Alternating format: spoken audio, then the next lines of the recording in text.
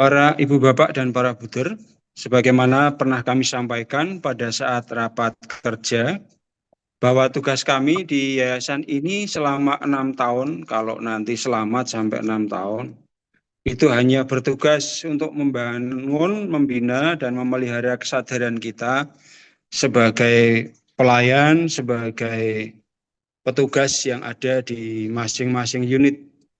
Pada waktu itu saya mengajak saudara semuanya dan juga kepada kesempatan kemarin Santi Haji, konsolidasi maupun pembekalan para calon pensiunan, saya hanya mau menegaskan kita membangun suatu kesadaran bersama sebagai satu yayasan. Kita sadar, harapan kita semakin sadar akan panggilan kita, sadar akan kualitas yang mesti kita berikan kepada saudara-saudara yang lain, sadar akan identitas kita sebagai institusi, tapi juga sadar bahwa kita ada satu regulasi. 4 kesadaran ini yang harus terus-menerus kita bangun bersama, baik petugas, baik pelaksana maupun jajaran manajerial yang ada di yayasan kita. Jadi sadar akan identitas, sadar kualitas, sadar panggilan, dan sadar akan hukum. Nah, pada kesempatan ini saya hanya mengingatkan kepada teman-teman semuanya, dan mohon maaf nanti Kak, seandainya contoh-contoh yang saya angkat itu terjadi di tempat saudara, enggak ada masalah. Kita belajar dari pengalaman yang real, dengan kondisi-kondisi yang ada, dan sebenarnya yang paling utama adalah bagaimana kita bersama-sama belajar untuk semakin menjadi kita, artinya semakin menjadi yayasan, baik itu di tingkat unit, di tingkat perwakilan maupun kami yang ada di kantor. Saya mengingatkan kepada teman-teman, next to three, bahwa kita sebagai yayasan adalah lembaga penyelenggara pendidikan kaum muda yang unggul dan holistik berdasarkan ideologi negara Pancasila, nilai-nilai Kristiani, dan spiritualitas Allah adalah kasih. Ini sudah menjadi identitas kita sebagai yayasan, dan kita bermimpi, bercita-cita, berupaya, berjuang untuk mewujudkan. Sungguh-sungguh menjadi penyelenggara pendidikan kaum muda yang unggul dan holistik. Tentu kita ada sadar bersama-sama sebagai bagian dari negara ini. Maka misalnya kemarin ada pertanyaan bagaimana dengan apakah ada kebijakan dengan makan gratis berkaitan dengan kebijakan-kebijakan pemerintah. Prinsipnya sebagai bagian dari negara ini kita mendukungnya. Hanya pada saat itu ada di wilayah dan belum menjadi suatu kewajiban secara umum, belum diberlakukan secara merata, maka harus disikapi secara bijaksana di masing-masing unit, di masing-masing perwakilan, karena itu menyangkut kemampuan yang kita punya dan menyangkut juga kesempatan yang ada. Mudah-mudahan ini soal visi ini semakin menjadi milik kita. Bahwa kita dikatakan sebagai yayasan, sebagai sekolah, sebagai perwakilan yang mesti sadar kita menyelenggarakan pendidikan bagi kaum muda yang unggul dan holistik berdasarkan ideologi Pancasila, nilai Kristiani, dan spiritualitas Allah adalah kasih. Next. Sedangkan misinya saya ingatkan bahwa ada 6 hal yang kita rumuskan, kita formulasikan sebagai misi kita bersama. Yang pertama, kita menyelenggarakan pendidikan manusia seutuhnya agar menjadi cerdas secara intelektual, emosional, sosial, spiritual, berkarakter, cinta lingkungan, dalam kerjasama dengan mitra kerja dan semua yang berkehendak baik. Itu artinya dalam menyelenggarakan pendidikan kita itu tidak bisa sendiri. Kita bersama-sama dengan mitra-mitra kerja kita, siapapun mereka yang berkehendak baik, yang bermaksud baik untuk membantu penyelenggaraan pendidikan kita menjadi lebih baik, ya kita harus mengikuti. Juga termasuk soal regulasi tadi, kita mengusahakannya. Yang kedua, kita menerapkan standar nasional pendidikan dalam kegiatan belajar mengajar. Maka perubahan-perubahan kebijakan yang ada sampai saat ini, yang sudah disikapi oleh masing-masing institusi, sekolah, perwakilan, atau mungkin juga disikapi oleh tim kerja di antara kami sebagai pengurus adalah bagian bagaimana kita terbuka terhadap perubahan, terhadap perkembangan, terhadap kemajuan, tapi juga terhadap kebijakan nasional yang berlaku. Yang ketiga, kita sebagai yayasan punya misi membangun unit kerja sebagai persekutuan orang beriman. Semakin sadar kita itu dalam tugas kita bukan pertama-tama kerja profesional, tapi kerja sebagai satu bentuk pengungkapan iman kita. Masing-masing orang, masing-masing yang terlibat di tempat kita itu juga termasuk stakeholder itu adalah orang-orang yang beriman yang mau mengaktualisasikan imannya dalam bentuk kerja, dalam bentuk pelayanan, dalam bentuk bakti, dalam bentuk keterlibatan yang nyata. Maka kita semakin sadar bahwa kerja kita itu, tugas tanggung jawab kita itu, pelayanan kita itu adalah bagian dari ibadah kita sebagai seorang yang beriman. Mudah-mudahan jalinan kesadaran sebagai orang beriman ini semakin membuat warna sekolah kita, budaya sekolah kita sebagai sekolah yang berbelas kasih, sebagai perwujudan cinta Allah sendiri, kasih Allah sendiri, sehingga orang-orang yang kita layani maupun teman-teman yang bersama dengan kita mengalami kasih Allah itu. Yang keempat, kita ingin membangun budaya sekolah dan asrama yang berlandaskan kasih dan bebas dari tindak kekerasan, baik verbal maupun non-verbal. Ini sampai sekarang pengalaman bagi saya, baru kemarin saya dibunyi-bunyikan, diumpat, dicaci oleh orang tua. Saya katakan deh, ini kita itu kan bisa berdialog secara terbuka, dengan penuh kasih, dengan data dan fakta yang ada, kenapa mesti marah-marah? Kalau sudah marah itu biasanya kan terus tidak objektif. Saya menunjukkan step-stepnya dianggap gebrak-gebrak gagang tempat duduk kursi. Kenapa? Yang tumbuh adalah soal emosi, yang tumbuh yang warnai dialog kita adalah soal ketidakpuasan. Maka kembali, mari kita walaupun mungkin tidak suka, tidak enak, ya kita bersama-sama membangun budaya kasih dan bebas dari tindak kekerasan di masing-masing unit kita. Lalu yang paling penting di sini dalam kerangka pembahasan perencanaan anggaran ini adalah bagaimana kita bersama-sama menerapkan sistem manajemen pendidikan yang efektif dan mengedepankan kualitas, akuntabilitas, dan kredibilitas. 4 hal ini saya kira yang mesti melandasi kita semuanya. Karena kita itu sebagai suatu institusi, sebagai suatu yayasan harus mempertanggungjawabkan kepada publik. Apa yang kita dapatkan dari masyarakat, apa yang kita lakukan untuk masyarakat, maka mesti dikelola dengan kepastian, ketepatan pada sasaran, dengan penghematan yang ada, tapi juga dengan optimalisasi sumber-sumber atau sarana-sarana atau potensi-potensi yang ada di tempat kita masing-masing.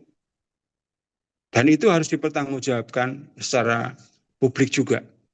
Mungkin kita tidak langsung mendapat vita komplit, tapi bahwa tiba-tiba misalnya ada suatu aduan dari LSM, dari masyarakat, dan aduannya biasanya tidak langsung ke tempat kita, itu keluar.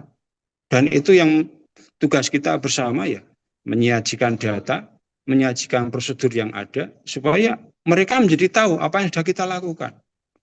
LSM belum pernah datang ke tempat kita, tiba-tiba sudah mengadukan ke dinas, ke gubernur, ke wali kota, ke Oskop Agung. Ya, taruhannya adalah soal akuntabilitas kita. Kredibilitas kita dipertaruhkan pada saat kita menghadapi semacam itu. Selama kita itu membuat yang terbaik, selama kita punya data yang lengkap, tidak ada satu problem. Pengalaman kemarin misalnya di SMA Don Bosco, saya sangat mengapresiasi, sangat senang dengan kesiapan data yang ada, tapi juga cepat investigasi apa yang sebenarnya menjadi somasi atau vita kompli dari masyarakat. Itu menunjukkan bahwa kita menyelenggarakan pendidikan di sekolah kita, lembaga kita itu dengan kualitas yang baik, dengan upaya yang jelas, yang nyata, dengan data yang bisa dibuka semuanya sejauh itu memang harus dibuka. Itu artinya bahwa kita bersama-sama menerapkan sistem manajemen yang efektif sehingga semuanya itu bisa diupayakan. Termasuk dengan penggunaan dana-dana yang ada. Itu yang saya kira nanti mesti kita bersama-sama untuk mengusahakan apa yang kita yang ada pada kita itu supaya tepat pada sasaran, dan kita juga berharap ini sungguh-sungguh sesuai dengan kemampuan yang ada pada kita, pada orang tua, tapi juga kemampuan kita dalam mengelola. Yang keenam adalah misinya memberikan perhatian khusus kepada yang miskin, lemah, telantar, difabel, dan berkebutuhan khusus. Bagi sekolah-sekolah yang memang ada di lingkungan masyarakat yang memang sangat membutuhkan semacam ini, itu tidak menjadi satu hal yang asing. Tetapi ini menjadi satu komitmen misi yayasan. Misi adanya Yayasan Pangudulur itu. Maka di sekolah dimanapun, baik yang besar maupun kecil, baik yang sangat diminati masyarakat, atau masih berjuang untuk mendapat simpati dan perhatian masyarakat, perhatian-perhatian khusus semacam ini harus kita berikan. Dan sekali lagi, dengan data disajikan terperinci juga, sehingga pada saat tadi sudah saya singgung misalnya berhadapan dengan LSM yang segala macam caranya untuk mencari kelemahan keterbatasan kita, kita sudah siap.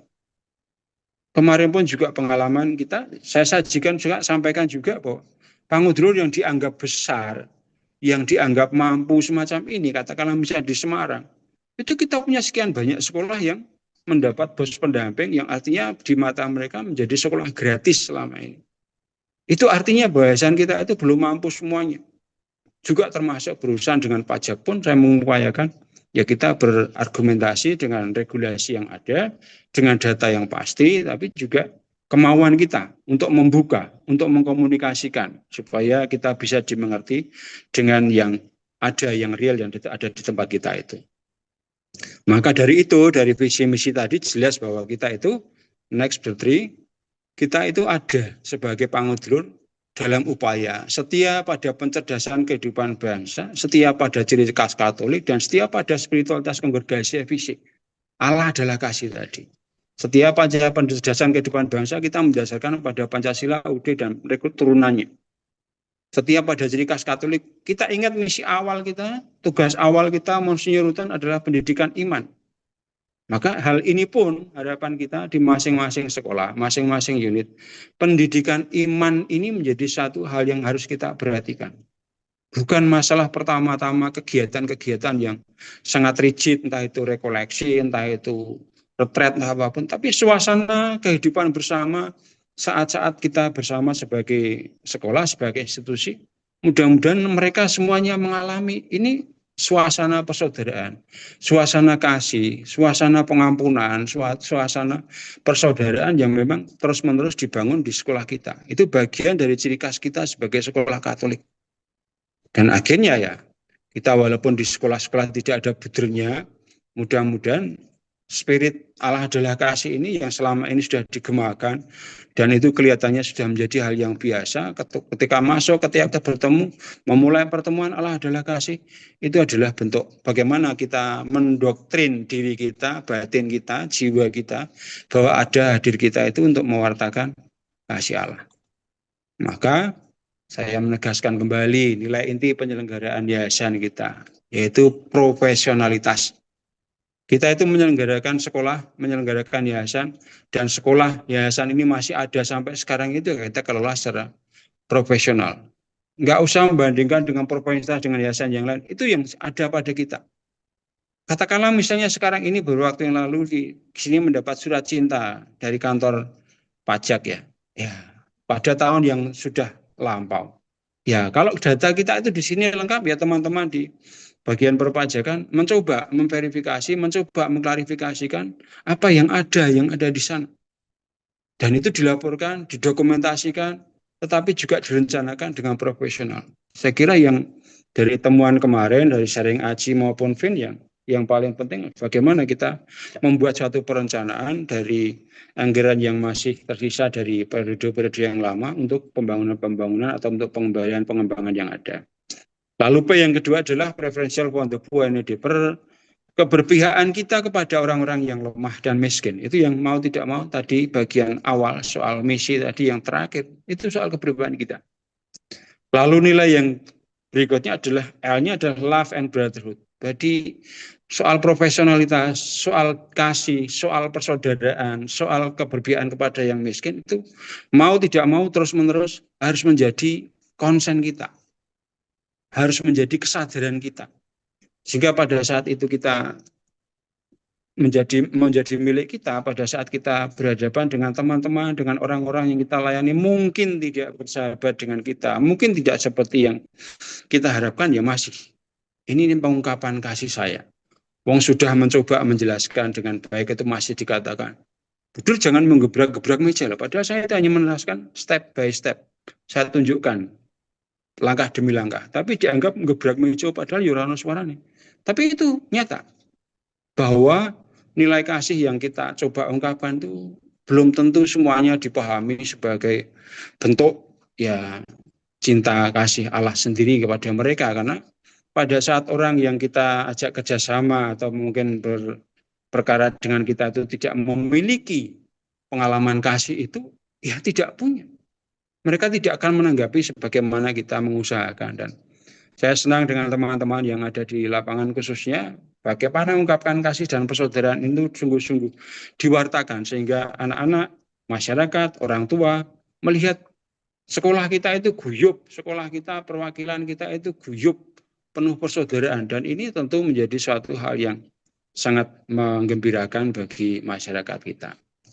Lalu bagaimana implementasi spiritualitas Allah adalah kasih dalam penyelenggaraan yayasan tadi? Saya hanya mengingatkan teman-teman semuanya supaya kita bersadaran, itu kata di awal tadi saya mengatakan membangun kesadaran akan kekitaan kita sebagai yayasan. Mungkin saya ada di suatu sekolah, mungkin teman-teman ada di perwakilan, tapi mesti berpikir makro secara keseluruhan. Yayasan itu ada sekian banyak sekolah, sekian banyak karya. Dan untuk itu memang ya kita mesti jelas bahwa kita sampai sekarang itu masih setia. Yayasan ini dikelola secara sentralistis. Maka kemarin misalnya di satu sekolah ada upaya dari komite sekolah mengusulkan, benar, apakah enggak mungkin sekolah ini membiayai biaya sendiri?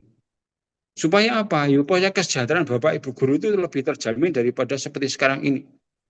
Saya katakan, kalau sekolah ini diberi otoritas untuk mengelola untuk dirinya sendiri, kita sudah mencederai atau mengingkari komitmen dari awal pendirian yayasan ini, bahwa yayasan ini dikelola sentralistis.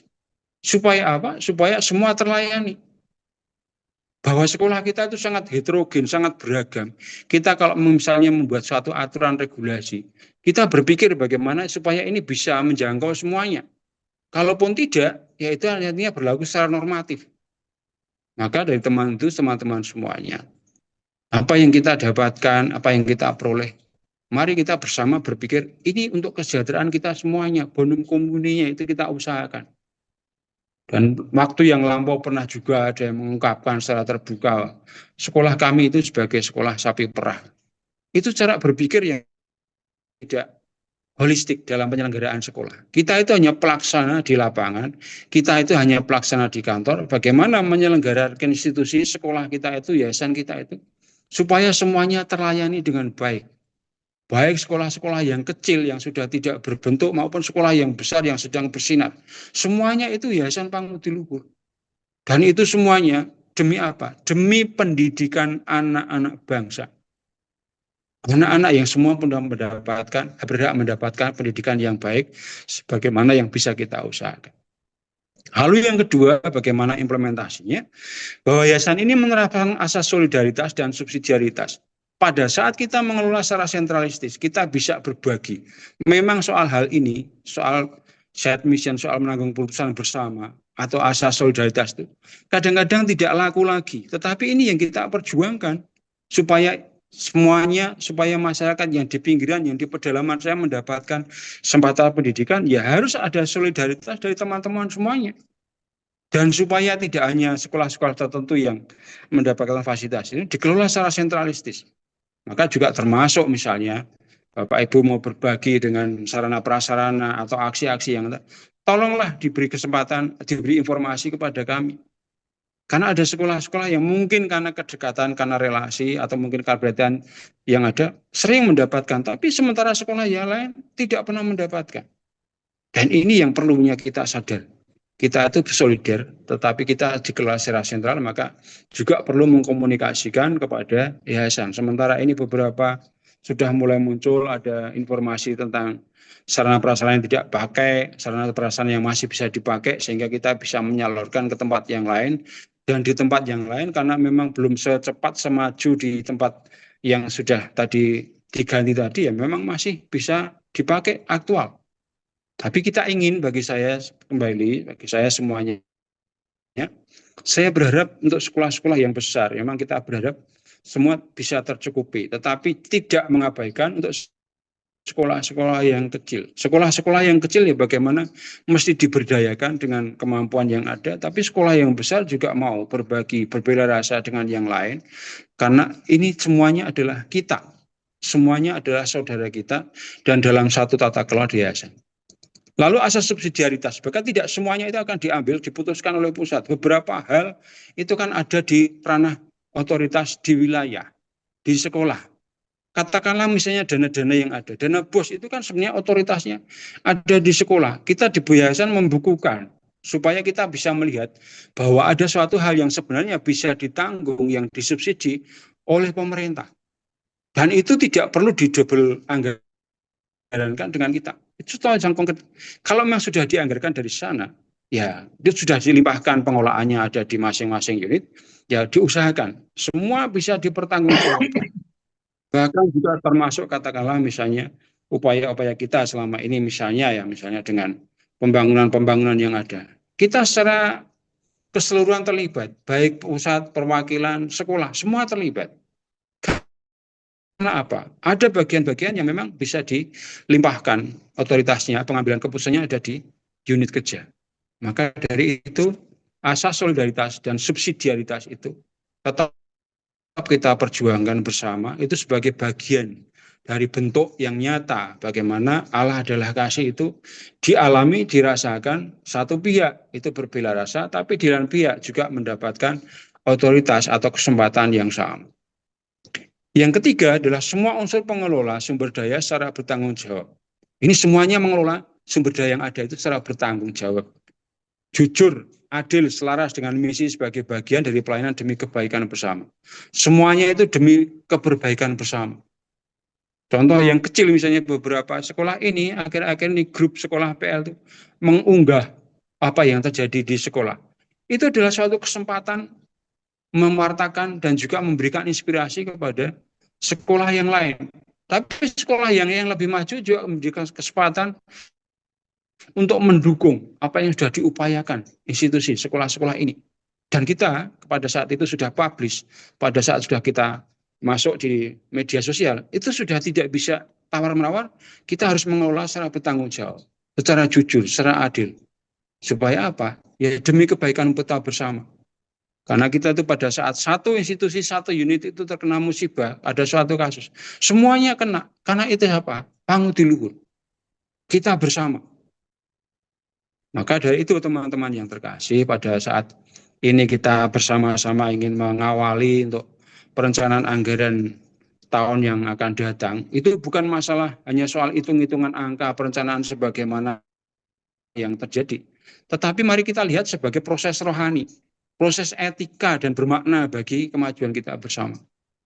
Maka pada saat kita mencoba memformulasikan apa yang akan kita usahakan, ya harapan saya sudah ada suatu proses evaluasi pada tahun yang sedang berjalan ini. Apa yang kurang, apa yang lebih, apa yang perlu diperbaiki secara objektif. Sekali lagi bisa dipertanggungjawabkan. Karena pada saat tidak bisa dipertanggungjawabkan, taruhannya adalah kepercayaan masyarakat.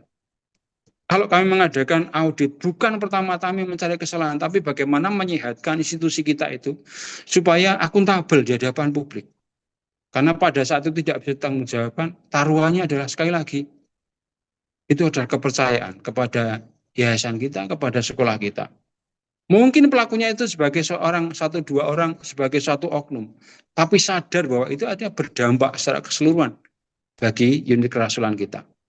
Maka dalam penyusunan anggaran ini saya berharap mari kita membawa di dalam doa, dalam kesadaran rohani, kita itu melayani, kita itu bergantung pada masyarakat, partisipasi masyarakat dan pemerintah, dan kita harus mempertanggungjawabkan kepada mereka secara terbuka, secara jujur, dan akhirnya ya soal etika moral kita itu yang harus sungguh-sungguh diasah, karena ini akan berdampak bagaimana cara kita memperlakukan anggaran, membelanjakan, tapi juga mempertanggungjawabkan. Mungkin di beberapa tempat masih ada yang, misalnya dalam pengolahan BOS, masih ada daerah-daerah yang pokoknya terima jadi saja, baik barang maupun laporannya. Secara moral kita mesti, secara etika kita mesti merasa tidak nyaman dengan situasi-situasi macam itu. Karena apa? Ini mengingkari mengingkari nurani kita, maksud baik kita. Dan pada saat nurani kita, maksud baik kita, etika kita itu masih berjalan, tentu akan berpikir bagaimana membuat mereka yang kita layani menjadi lebih bermartabat. Apa yang kita intensikan untuk itu lebih membantu mereka tumbuh dan berkembang menjadi suatu pribadi, menjadi suatu komunitas, menjadi suatu institusi yang menjadi rahmat, menjadi berkat bagi yang lain. Maka sebenarnya teman-teman yang saya kasih, pada saat kita membuat suatu perencanaan, apa yang kita buat bukan, sekali lagi, bukan masalah hitungan-hitungan angka, tapi itu adalah mencerminkan nilai yang kita hidupi, yang kita hayati. Dan kita mesti pandai-pandai, mesti mengusahakan supaya semuanya satu pihak mungkin tidak tercukupi. Kita tidak perlu mengiri kepada yang lain karena kebutuhannya berbeda-beda, sumber dayanya juga berbeda-beda, tapi ada satu nilai yang diungkap. Beberapa kali saya selalu sampaikan misalnya pada saat kesempatan raker misalnya di satu sekolah, kegiatannya banyak sekali. Tapi apakah setiap kegiatan itu sungguh disadari dalam kerangka penanaman nilai, dalam mengaktualisasikan visi yayasan maupun visi sekolah? Apakah itu membantu mengarahkan hidup atau institusi itu berkembang menjadi lebih baik? Itu yang mau tidak mau terus-menerus harus kita usahakan. Baiknya bagi yayasan, baiknya bagi pemerintah, baiknya bagi masyarakat dan gereja. Maka memang satu contoh yang konkret beberapa waktu yang lalu ada Komsos di Gantiwarna, itu ada beberapa anak yang diambil untuk terlibat dalam pembuatan dokumentasi. Pada waktu itu di Gantiwarna seingat saya masih ada tes tengah semester.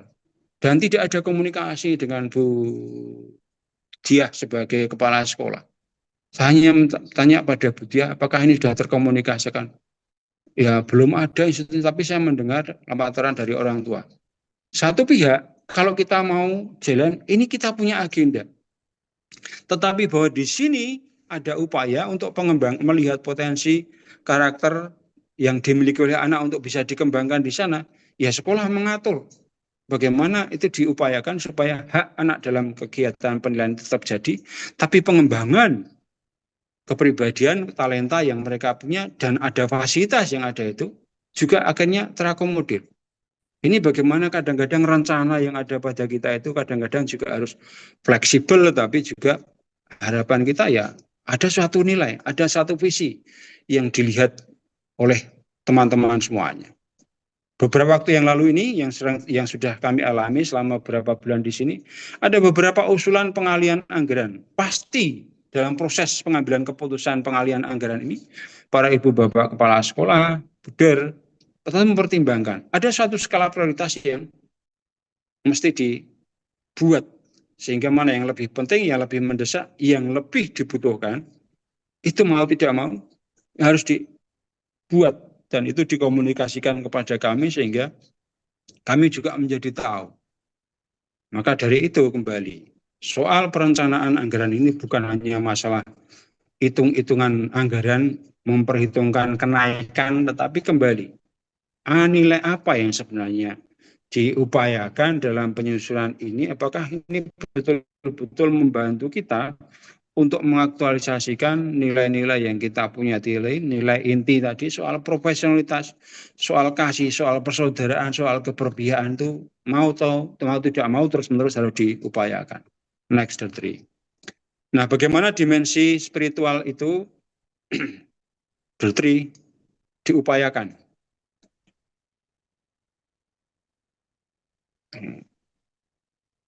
Implementasinya dalam proses penyusunan anggaran dimensi spiritual itu menjadi nyata bahwa satu, kembali membangun kesadaran. Kita merencanakan ada satu misi dan nilai yang kita pedomani.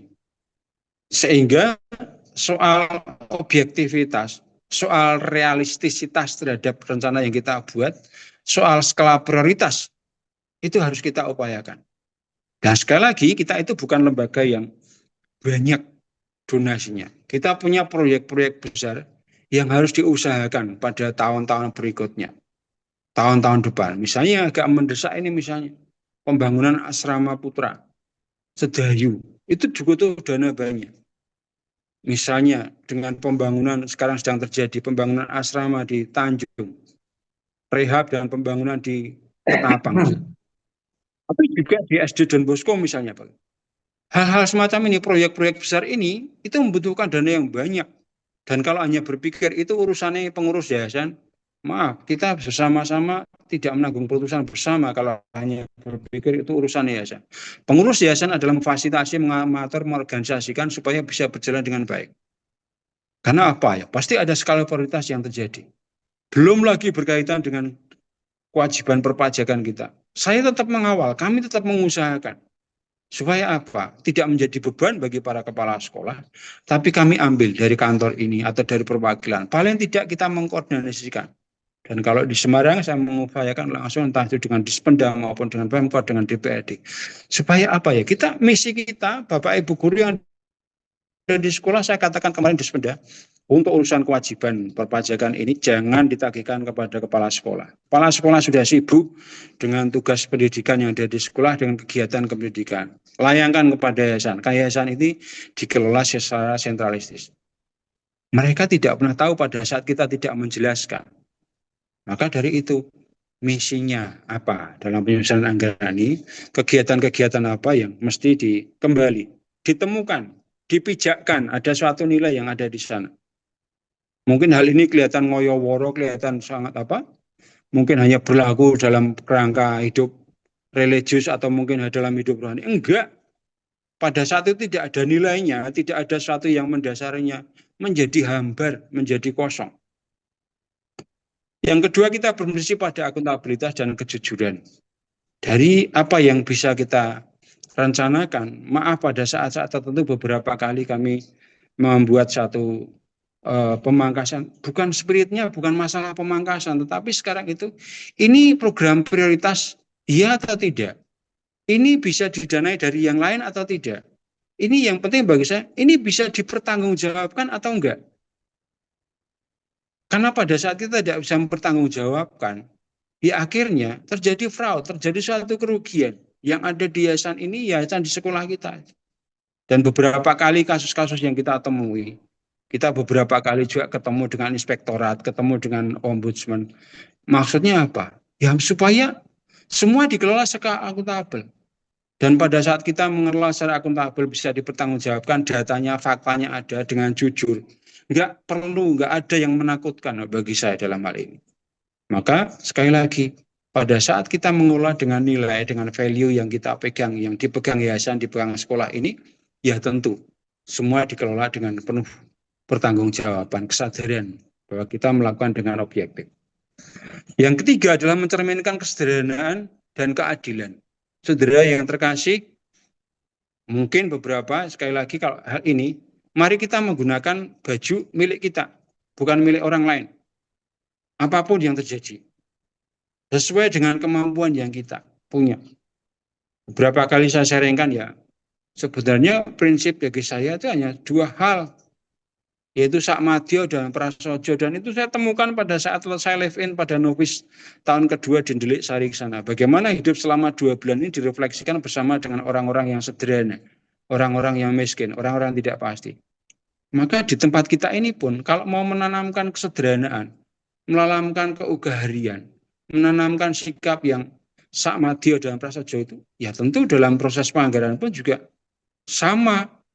Dan kita dalam hal ini mesti berbela rasa dengan yang menjadi donatur kita atau sumber dana kita. Sumber dana kita siapa toh? Masyarakat, orang tua. Pada saat kita melaksanakan rencana anggaran kita, sadar bahwa dana itu kita peroleh dari para orang tua. Mereka berupaya dengan keras untuk mendapatkan dana yang kita perlukan. Maka kita mesti bersolidar dengan mereka dalam penggunaannya. Sama orang tua itu sama dengan kita. Kita juga menjadi orang tua pada saat kita mendapatkan mungkin ketidakadilan dari institusi yang kita punya. Kita memperjuangkan. Maka berbela rasa, solidar dengan mereka yang kita layani, menggunakan ukuran yang mampu pada kita, tetapi juga bersama-sama dengan yang lain sebagai yayasan, itu menjadi satu hal yang sangat penting bagaimana kita mengusahakan penganggaran kita. Lalu sebagai komunitas beriman yang mengedepankan partisipasi dan dialog. Hal ini yang mencoba kami sadarkan bahwa pada saat kita kapitol pada tahun yang lalu, soal sinodalitas, ya itu adalah soal bagaimana duduk bersama, bicara bersama, bagaimana melibatkan yang lain. Dan ini sekarang teman-teman yang saya kasihi, pada saat kita itu di unit-unit kita, di yayasan kita itu melibatkan semuanya, maka partisipasi mereka itu sangat memperkaya kita. Dialog yang kita bangun itu membantu kita mengerti, memahami situasi yang dialami oleh saudara kita. Maka dari itu, teman-teman yang saya kasih, saya berharap apa yang kita usahakan ini sungguh-sungguh bisa membantu kita untuk melibatkan semuanya. Jadi yang mengerti, yang mengawal kontrol sosialnya adalah di tempat semua orang yang ada di tempat kita ini. Dan yang kelima adalah perencanaan sebagai pertanggungjawaban awal. Jadi pembuatan rencana ini merupakan pertanggungjawaban awal dalam pelayanan kita sebelum mulai masuk dengan tahun ajaran yang baru. Itu harapan kita sungguh-sungguh menjadi kesadaran kita. Dengan membuat perencanaan yang baik, saya kira sebagian dari tugas kita sudah terselesaikan. Yang pertama, kita bersama-sama tadi orientasi pada misi. Misi di awal sudah saya sampaikan, dan para saudara semua tentu masih ingat bagaimana sekali lagi penganggaran itu bukan masalah pelaksanaan sarana prasarana yang ada, tapi wujud konkret dari misi, panggilan, dan tujuan yayasan. Itu yang saya harapkan bisa menjadi kesadaran kita bersama. Kita diharapkan dalam proses ini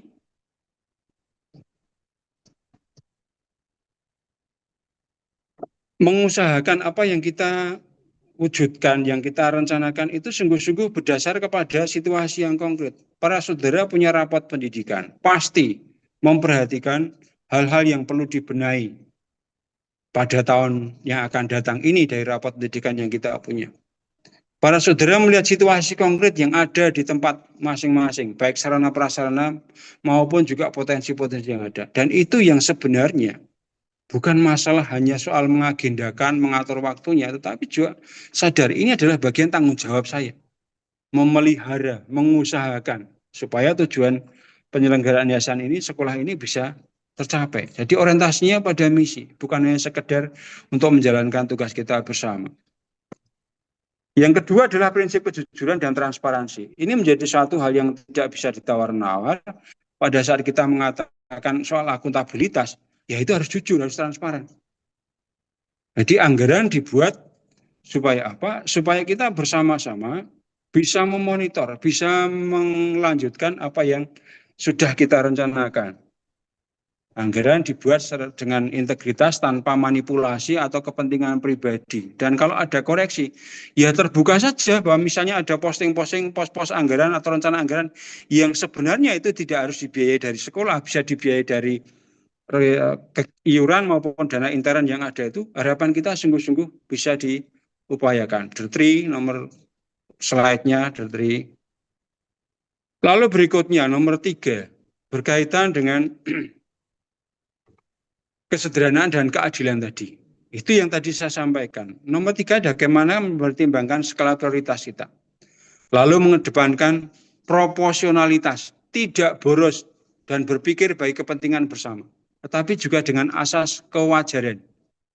Saya katakan dengan asas kewajaran itu pada saat katakanlah misalnya soal vakasi ya. Ya, ini vakasi tertentu. Apakah ini wajar ya? Katakanlah di satu sekolah, ini kegiatan dilakukan pada jam sekolah, kegiatan biasa saja, tapi divakasikan. Misalnya semacam itu. Wajar atau enggak? Sementara setelah sudah memfasilitasi, anggaran harian ada fasilitasnya. Ini perlu terus-menerus kita bangun. Dan kalau misalnya ada sesuatu yang tidak dimengerti oleh kami, ya berikan artikulasi. Tidak seolah-olah kami tidak mengerti. Mengertilah kami di lapangan. Ya kalau datamu tidak bisa kami mengerti, ya sulit bagi kami untuk mengambil keputusan. Maka pikiran kami bagaimana kita mengusahakan sustainabilitas atau keberlangsungan yayasan kita, ya dengan berhemat, dengan bijaksana apa yang bisa kita biayakan. Yang keempat adalah soal partisipasi tadi sudah saya singgung. soal sinodalitas komunitas, mau mendengarkan. Jadi pengambil keputusan kita harapkan sungguh-sungguh mau mendengarkan yang ada di lapangan. Baik tenaga administrasi, pelaksana, guru, orang tua, anak-anak. Supaya apa? Pelayanan kita itu sungguh-sungguh aktual dan objektif apa yang bisa kita lakukan pada mereka. Lalu penglibatan mereka itu sebenarnya merupakan bentuk penghargaan martabat setiap pribadi yang terlibat. Kita menghargai martabat mereka. Ya, kalau mengatakan kamu itu apa? Memang kita ini siapa? Kita bersama-sama sebagai teman seperjalanan. Semangat sinodalitas kembali. Duduk bersama, mendengarkan bersama, berpikir bersama, mengambil keputusan bersama, dan mempertanggungjawabkan secara bersama pula. Dan kalau yang lain mungkin tidak selevel, tidak segelombang dengan kita, ya bagaimana kita mengartikulasikan karena nanti pada saat itu sudah dijalankan, mereka yang akan menjalankan bersama dengan kita. Nah, kalau semua punya kesadaran yang sama, konsep yang sama, saya kira akan mempermudah kinerja kita bersama dalam menjalankan pelayanan ini. Yang kelima, sebagai pertanggungjawaban sebagai pelayanan, kita melihat bahwa anggaran itu dihayati sebagai alat untuk melayani. Ini sebagai sarana untuk mempermudah pelayanan kita. Semua harus terencanakan, semua harus terprogramkan, dan kembali. Kita tidak hanya di sekolah kita bersama sebagai yayasan. Maka kami juga akan mengatur pada saat sekolah-sekolah itu progresnya untuk pembangunan dan lain sebagainya terus-menerus. Ya kita harapkan ada skala prioritas juga, yang lain juga membutuhkan. Kita ada potensi katakanlah misalnya di UPK ada mebel yang bisa dipesankan ke sana. Kenapa masih pesan di luar juga? Kan berputar di tempat kita. Kalau alasannya lama, ya pesannya lebih lama. Itu yang kadang-kadang harus kita usahakan apa yang masih bisa terjadi, apa yang masih bisa diusahakan, apa yang masih bisa dibuat, kita sendiri ditolong untuk mengaturnya terlebih dulu. Kekurangan atau keterbatasan-keterbatasan yang ada pada kita. Nah, yang keenam bagi saya adalah bagaimana optimalisasi sumber daya yang kita miliki. Kita punya anggaran komite, punya anggaran BOS, punya dana intern, punya sponsorship atau donatur yang bisa kita mintain tolong untuk mensupport kegiatan pada kita.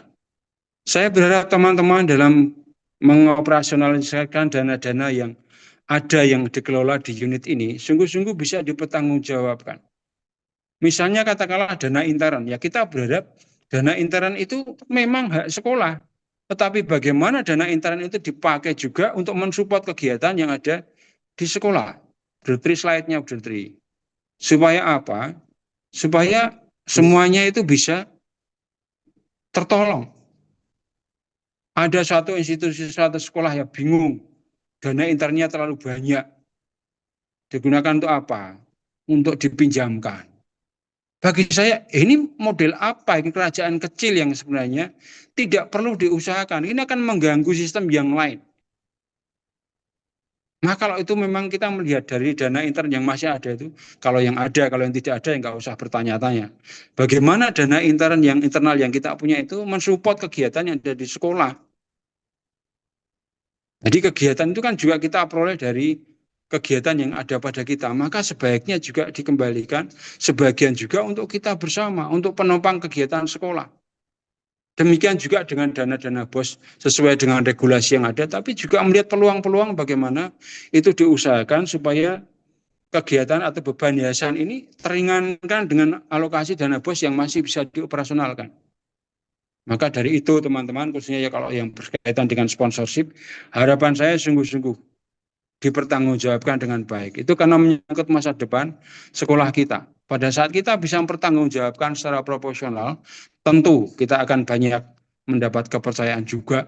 Karena mitra-mitra kerja itu kan selain mereka mempromosikan, tapi juga cari panggung juga untuk mengusahakan supaya produk atau jasa atau apapun rasa solidaritas, bela rasa mereka juga tersalurkan. Dan dana komite harapan saya, rencana anggaran itu sungguh-sungguh untuk kegiatan yang memang dialokasikan untuk komite. Supaya apa ya? Supaya komite juga merasakan, melihat, karena pada beberapa kasus ada dana komite yang pengelolaannya tidak cukup diketahui oleh teman-teman yang lain. Maka teman-teman yang saya kasih,